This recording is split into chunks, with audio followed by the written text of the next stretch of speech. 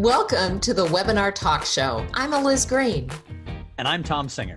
And the Webinar Talk Show is a concept that Liz and I came up with because we sort of realized in this stay-at-home world that there were a lot of webinars. And many webinars. And a lot of people were getting webinar fatigue. And we realized that a webinar doesn't have to be an hour, and it doesn't have to be a talking head over PowerPoint. So we came up with the Webinar Talk Show. Which is really a way of allowing people to impart the things that need to be imparted, provide that content in a way that's engaging for the virtual audience. Because there is nothing more boring than slides and droning behind the slides. Was on one of those last night. It takes a lot of concentration to absorb that information when it's not engaging at all. So if you can combine some personality and a really good interview, and of course, always a really good guest. And today we have a great guest, and we're going to get into some really interesting ideas about how people can think in good times and in bad.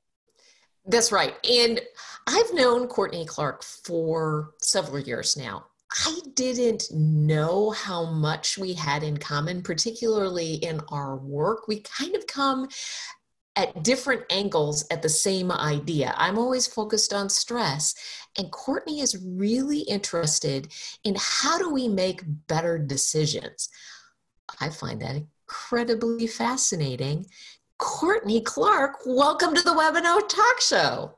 Welcome. Thanks for joining us, Courtney. Hi there. Yay! So we did a webinar that was very engaging last week, I think, and I got the chance to learn a little bit more about what you do. And the thing that I found the most fascinating, and you and I share that geeky, read a lot of research thing, is your research around adaptive thinking. Tell us what adaptive thinking is. So adaptive thinking, I'm still working to define it because there isn't one agreed upon definition. I found the word in some research. Somebody was talking about thinking adaptively, and I was like, ooh. That's because we live in a world where so much changes, but a lot of times people report saying, there's just always change, and we have so much change fatigue because we're always changing, but nothing's ever really changing.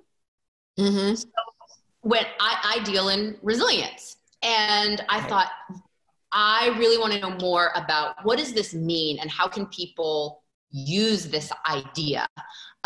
And so adaptive thinking appears to be, and what I'm working to create is a strategy, a method that people can use to develop more and better ideas and options, especially in a new situation. And by the way, we're in a new situation in the world right now.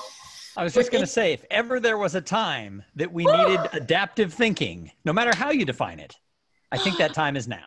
Yeah, I really wish that I was working on this 2 years ago and not just starting in the past year. I wish that I was already off and running with this, but it's such an exciting time to be thinking about this and talking through it with people.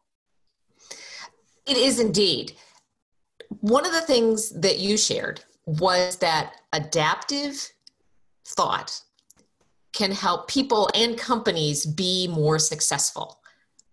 How does that work?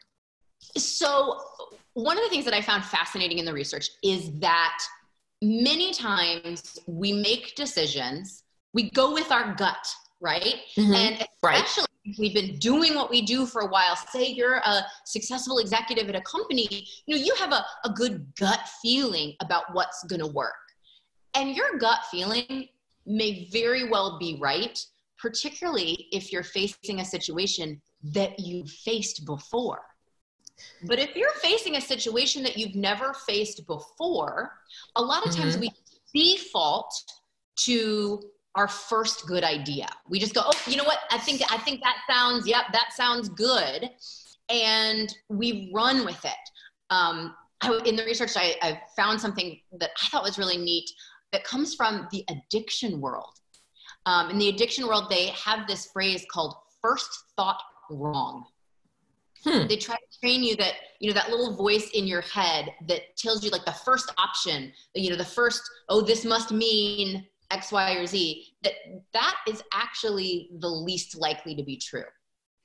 And so with adaptive thinking, what we're really going for here is how do people and how do companies understand that their best chances at success is not choosing that first thought, that first option, not just going, oh, this is a good idea, let's just roll forward, but how do we dig a little deeper?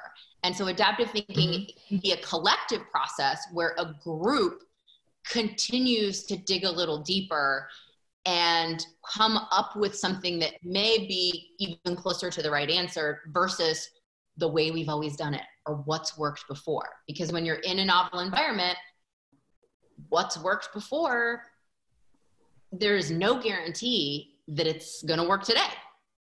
Right. Right. And some of this came to you in your own journey with cancer, correct? Yes. All of this started, I've been talking and researching about resilience for about 7 years.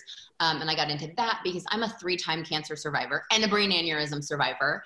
And so every stop along the way, I had to set off on a new path, right? There was no clear, do this, go this, oh, this is the way to success. And I got fascinated by this concept of resilience. Why are, some people resilient and others not? And how do we remain successful even when the course changes? And one of the things I found about resilience is that oftentimes I think people correlate resilience with optimism and a positive attitude. And it's not the same thing. And right. a positive attitude and optimism can be lovely things to have. They can also, by the way, work to your detriment. If you always expect the best, my dad always said, expect the best, but be prepared for the worst. Right, right. And I tell you what, I have not, that is the phrase of my dad's that gets used the most in my household because it's applicable to everything. And so it's that realistic positivity. So I'm always looking for, how do I explain resilience to people in a way that shows them it doesn't have to do with your attitude or your personality, that it's more about your behaviors. And so when I stumbled on this concept of adaptive thinking and started realizing, I think there could be a strategy here that we could teach people, that was the light bulb moment for me, because I'm always looking for, how do we give people a set of behaviors so that they realize it doesn't matter what your personality type is. Right. It doesn't matter if you're Susie Sunshine all the time, or as I like to call it, Eeyore. It doesn't matter, because adaptive thinking is a skill set, not a personality type or a method. Yeah.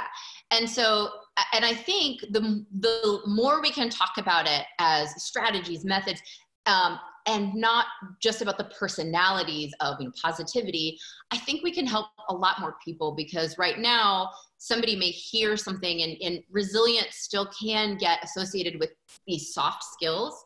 So some people go, oh, well, that's, I can't be that because I'm not optimistic. I'm not a positive person. So they just write it off. Right. And then other people on the flip side may say, oh, well, I already am that, so I don't need to worry about it. Right. Well, I got that down. It's fine. Yeah. Courtney, I want to go back to one thing that you said when we started off, and that was, you talked about this idea of first thought wrong. Yeah. One of the things I found in dealing with people is it's hard to get most people, not all, but it's hard to get most people to ever admit that any of their thoughts are wrong, right? I mean, we all have that friend who has never in her life admitted that she's made a mistake within your friend group, within her career, or whatever. So you're not talking about Eliz, though. no, Obviously. no, not at all. No. No, I admit to all of my mistakes. Unless Yeah, you ask my I learned- husband, then probably I don't. I learned a long time ago that I'm wrong a lot, but a lot of people never want to go there. And so when you were saying that, I was nodding, but I thought we have to go back to that, because how do you get some people to ever, as an individual or a group, to ever say, hey, I had this idea, maybe it's not right? Yes. So this is part of the process. And actually, interestingly, I've dealt with this a lot in my past resilience work, because one of the key pillars of resilience is getting perspective. And people ask me all the time, well, how do I help my daughter get perspective? Or, my dad, and he just so, and perspective is not, it is a personal choice. You cannot give it to somebody else. Oh, yeah. We try. Have you ever heard somebody be like, oh, well, at least you don't have it as bad as so-and-so. We try to give other people perspective, and it never works. It always backfires. And so, Tom, you're exactly right that this is going to have to be something that people embrace on their own. It is going to be hard for somebody to say to somebody else, well, you're not, thinking adaptively, remember first thought wrong. But what we can show are the benefits of allowing people to explore. So I came at this concept of realizing that we need to keep going deeper, first thought wrong. It actually happened that I learned this during my cancer treatment. So I was sitting there at the cancer hospital, and the doctor had given me several options of what I could do. And I'm 26 years old. This is my first experience with major illness and trying to make these decisions. And the nurse came in. I said, I don't know what to do. He gave me 4 options. How do I choose between 4 options? And she pointed out that he'd given me 4 options for a reason. Because often in medical care, but in many other options in life, I feel like we get 3 choices. Right. And the nurse pointed out, she said, if he had given you 3 choices, you would have leaned towards the one that you perceived as the middle choice. This one, this might be really radical treatment.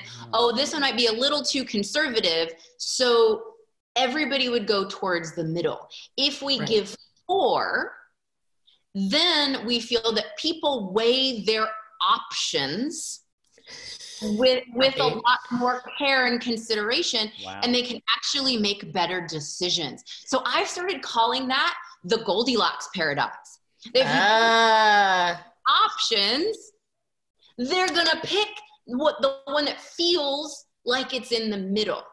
So if I explain that to somebody, they're like, oh, yes. Right. When you said Goldilocks Paradox, I'm like, oh my God, that's the title of your book. That's amazing. I get it. Yeah. Oh, that is. Go buy that URL. Go trademark. Like, grab that right now. This one's just right. That's what we think. We have this sense that this middle option is probably the safest option, and we go towards it. So more options are better. They've done research that shows that actually your more creative solutions to problems come much later in the option generation process. Because those first options, well, they're the most similar to how we've solved it before. So if you're looking for something innovative, you want to keep that brainstorming session going. Really, research shows over the course of days, not an hour, and certainly not 15 minutes.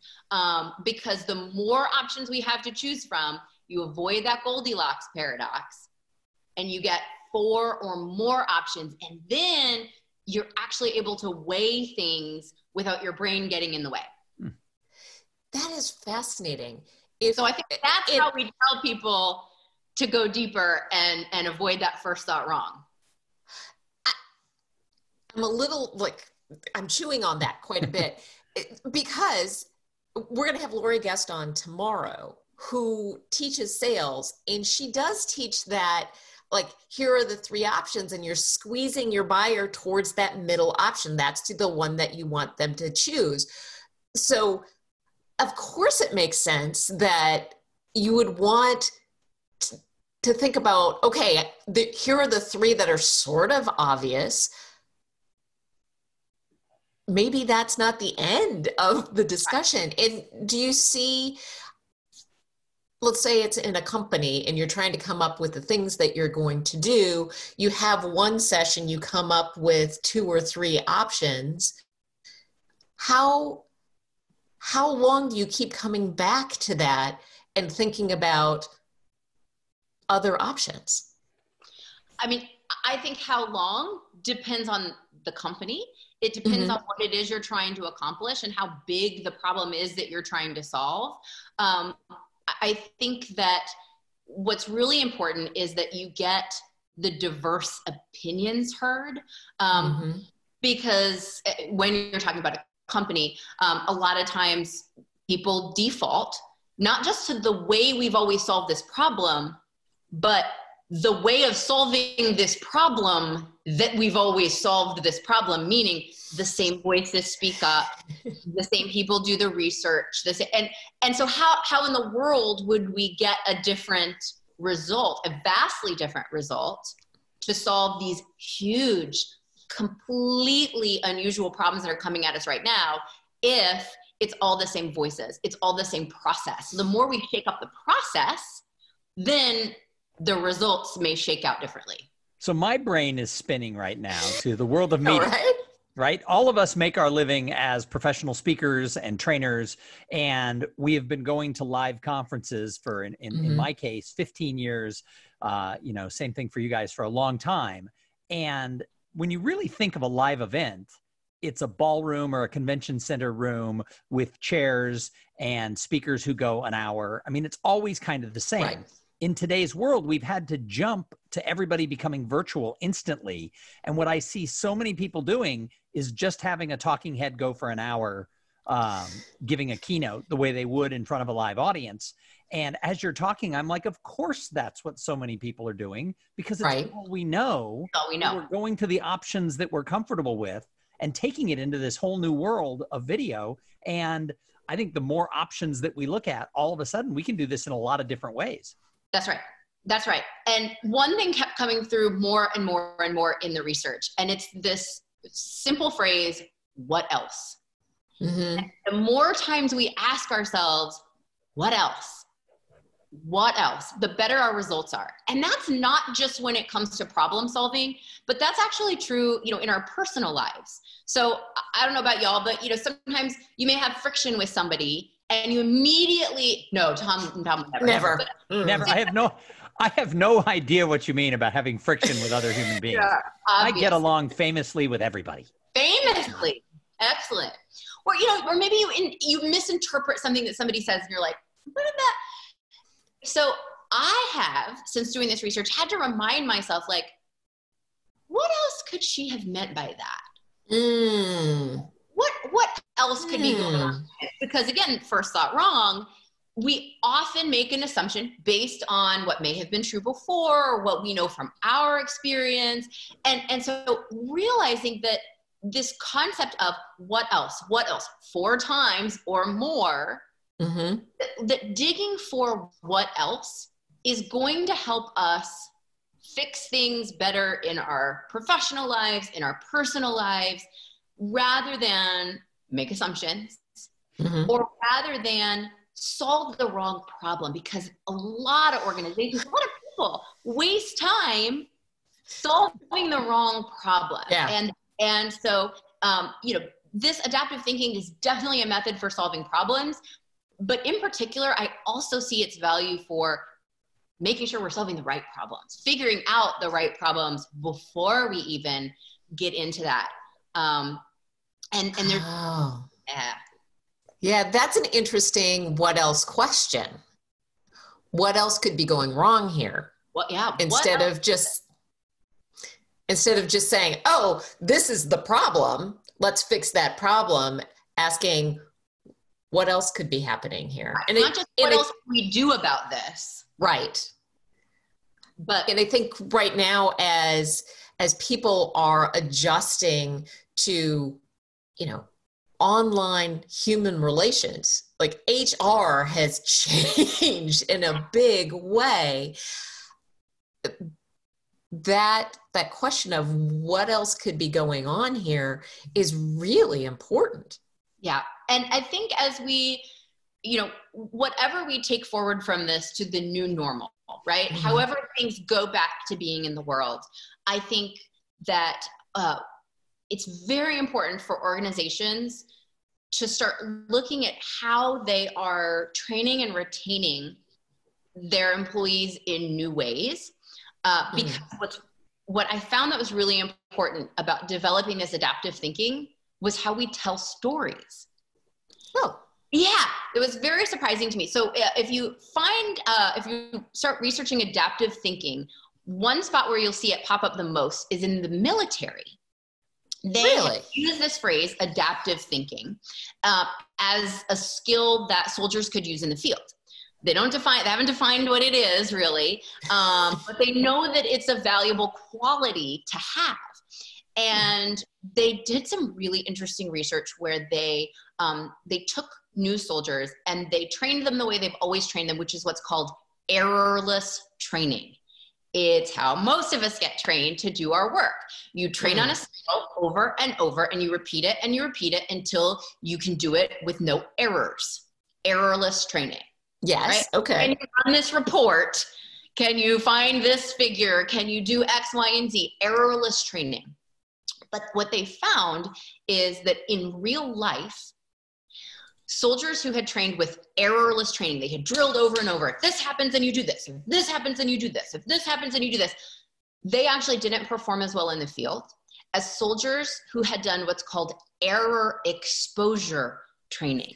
Yeah, and so we think that you train to not make errors, but error exposure training allowed soldiers to go, oh, I heard that story from that general, and he said that this thing happened, and then actually, there was an explosive here, but it seemed like it should be over here.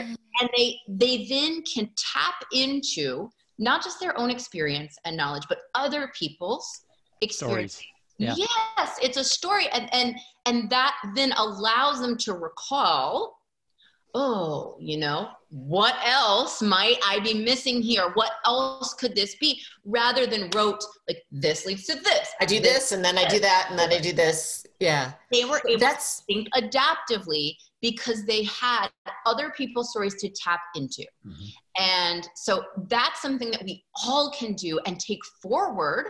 We have an opportunity right now, virtually, to share stories during this time. Stories of success, stories of failure. We have this opportunity to start gathering these stories so that as we move forward into whatever this brave new world is going to be, we've got a resource to tap into and say, I heard something similar. So Courtney, your research must be fascinating because, both Eliz and I are like on the edge of our seats as you're talking about it. So as we wrap this up, let's take this to the real world. If somebody's listening going, yeah, my company is just doing what we used to do in this format. Our meetings are the same, our sales are the same, our marketing is the same. Right. What are a couple of takeaways you would give people about how to start adaptive thinking right now? I love it. So if you're an individual who maybe doesn't even have a leadership position, I think the best thing that you can do is start to model adaptive thinking yourself for the rest of your colleagues. There's nothing, you don't have to be a manager to gently prod, well, what else could be going on here? Or what else do we have as an option? You can search for 4 choices just by being a participant in the room. And as you start to model that you're constantly going deeper and looking for more and not just settling on the way we've always done it and that first thought, then I think that your colleagues are going to jump on board with you. You can also do what we just talked about and start to share those stories. And if you then not share the stories, but maybe what you share is a story that you heard and how it influenced you, then other people can see the value and they can see the takeaway and say, oh, that was really successful for Tom. Oh, Eliz had heard that story and then she was able to make a really good decision. So I'm going to then use Eliz's story and that will be my story to then take and make a good decision from. So I think that, everybody can lead wherever they are. That's how you do it with adaptive thinking. I think that's great. Well, Courtney, thank you so much for joining us here on the Webinar Talk Show and sharing your story. If people want to know more about Courtney Clark, how do they find you? They can find me at CourtneyClark.com. That's easy. Yeah. And they should find you at CourtneyClark.com. I'm here. I'm not going anywhere. You're not here. And I think by happenstance, Tom and I have employed some adaptive thinking in how we're moving our business. Perhaps it's because I spent some time with you, very possible, but thinking about what else can we do, which is why we created this thing that we're doing every day, so that we can showcase what else we can do and what else everybody could do to make their virtual events suck less. And well, that's right. And I just spent 45 minutes on the phone with the president of an association today, talking about what can they do for their virtual conference. And we kept doing, I didn't know we were even doing this, but we kept saying, what else can we do that's not just a broadcast of a talking head? What other format can you do? How can you mix it up? And I gave her like 6 different formats that they could use to be able to get the message out there, and they can have Eliz and I host it and actually do interviews and panel discussions and other things. And she got really excited because she walked away with 6 options for how they could do it. It's the perfect example. Nothing about this is impossible for anybody. And many of us already do it naturally. It's realizing, okay, I need to be sure that I'm doing this. Did I do this enough times? Did I go deep enough? And to just recognize that it is a method that then gives you the fuel of like, I did this. Well, I'm a big fan of celebrating all victories. So yay, we had Courtney on the Webinar Talk Show. Thank you so much for joining us. And thank you everybody for joining us. And we look forward to seeing you tomorrow for the Webinar Talk Show. Tomorrow's going to be awesome. We'll see you then. Thank you very much.